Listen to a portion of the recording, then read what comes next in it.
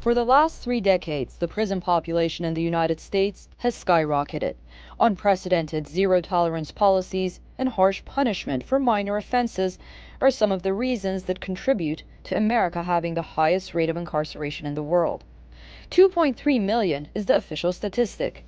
However, the numbers are much higher according to George Samueli, a senior fellow at the Global Policy Institute who has researched incarceration trends inside the United States and abroad. That statistic isn't incomplete because that leaves out the something like 4.5 to 5 million people who are within the criminal justice system, who are on parole or on probation, and so they're, in other words, still within the actual system. So you're talking about something like 7 million people in the United States who are immersed within the criminal justice system, either incarcerated, either in state jails, state prisons, federal prisons, or they're on probation or parole. And probation can be quite serious business, restrictions on travel and that kind of thing.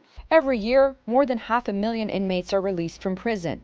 Due to insufficient rehabilitation programs and real-life training during their time of incarceration, transition to public life is overwhelming and difficult. For many, the stigma of, quote, being a felon will follow them for the rest of their lives. The Department of Justice reports that almost 2/3 of those who are released will be arrested again within 3 years. 5 Omar Muallamak was incarcerated for 12 years in New York State. 5 of those years, he was held in solitary confinement, spending 23 hours a day entirely alone in a 6x9 cell for a nonviolent offense. Today, he's a well-known anti-solitary confinement human rights activist. This is his main office. The walls are covered with photos and memorabilia, and each image has a story. And so for me, I always keep those visuals no matter where I work, because it reminds me of how much work we still have to do, but also that that's where I came from. And so many people are there that rely on me, that need me, that are still there. Through his own organization, as well as working with others, 5 leads and assists formerly incarcerated men and women to navigate the hardships of returning to society. As a father, he is also involved in programs preventing youth and children from entering or being affected by the criminal justice system. I do a lot of work here around child welfare organizing, and then also against generally mass incarceration, right? Incarcerated Nation, we work to support over 400 of us who are leaders. Each one of us has our own project. So we kind of have a little hands in every lane. And then the child welfare system feeds up youth and kids into the prison system. So collaboratively, we all work together. Common problems facing former inmates are inadequate access to drug and alcohol treatments, unemployment, and difficulty finding stable housing.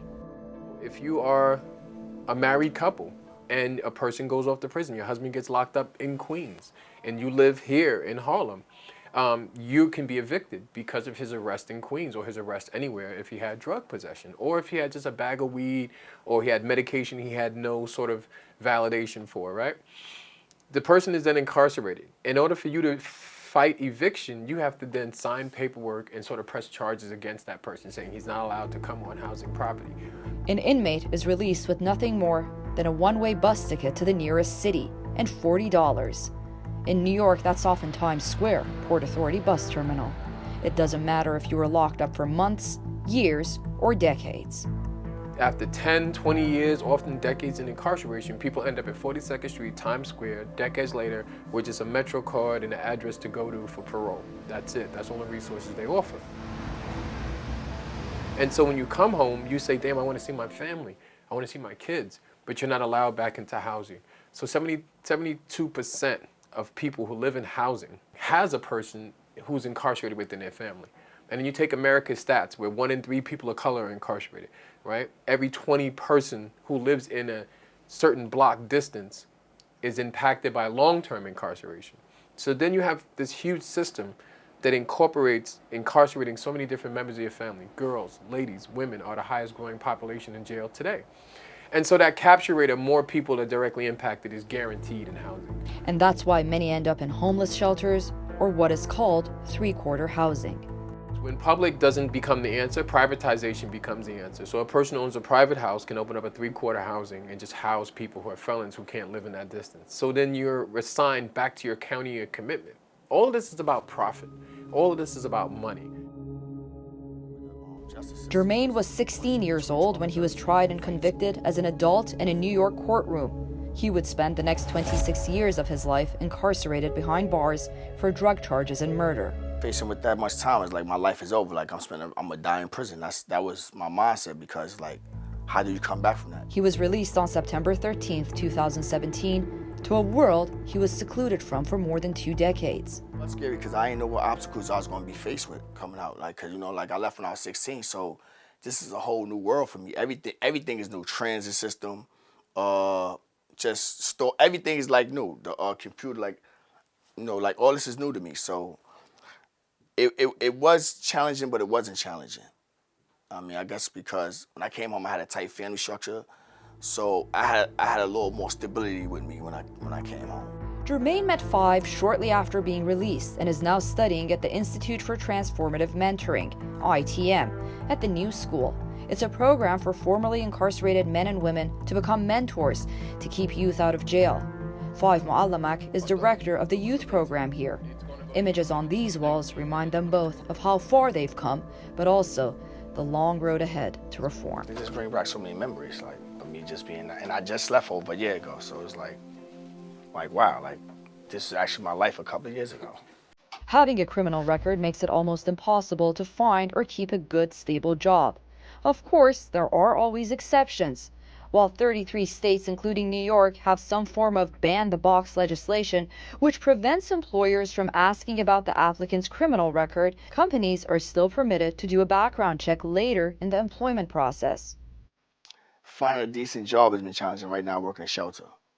So I work in a shelter overnight. So finding good employment is really the obstacle that everybody that's incarcerated faces. Between 60 to 75% of former inmates find themselves jobless at least up to 1 year after being released. Marcus was arrested and sent to New York's notorious Rikers Island prison facility on charges of weapons possession last year. He was 20 years old and spent a month and a half before being bailed out. That was enough time for Marcus to now be in what is called the system. However, his first brush with law enforcement was when he was only 13 years old. Going through the cycle of being in and out of courtrooms and bookings at a young age, he says he doesn't want anyone else to go through what he went through for something like a school fight.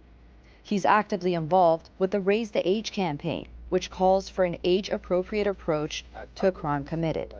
Throughout my life, I have been in and out of the precinct, in and out of bookings.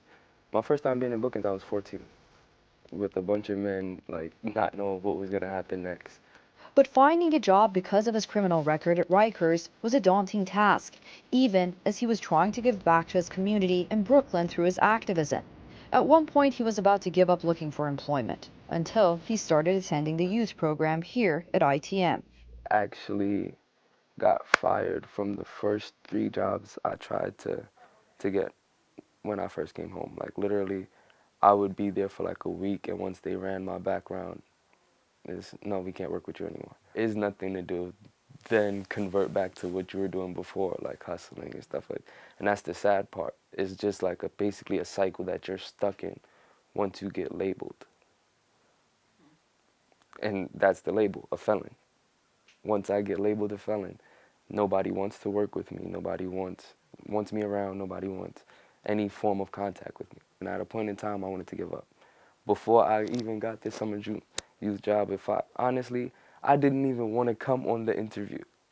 Like, it just so happened that me and him clicked automatically on the interview that I was like, nah, I don't want to pass this job up. Like, I was honestly supposed to start as an office assistant.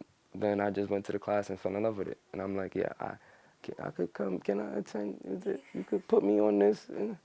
Marcus says all many ask for is just a second fighting chance. It's not against the law to have a felon on payroll. Some people just feel like, okay, he might do this or he might do that. They judge a book by its cover. Instead of sitting down, maybe trying to have a little conversation with the person, get to know them and say, all right, he doesn't seem like a bad person. Maybe we'll give him no. Once they see that name, felon, you're going. The stigma of incarceration extends to educational opportunities. Not only do 70% of college application forms ask about criminal records, many public and private schools will not accept kids who have been formerly incarcerated.